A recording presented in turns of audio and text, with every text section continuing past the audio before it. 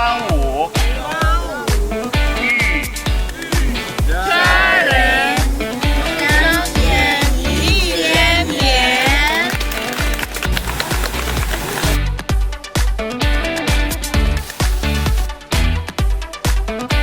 这个地方很漂亮。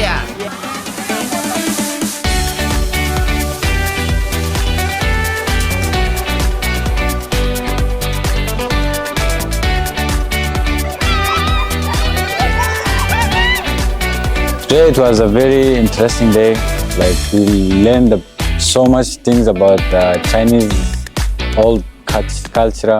So about the Dragon Ball Festival. So we know many things now, and it was very interesting and good. 第一次在中国过端午节，很开心。端午安康。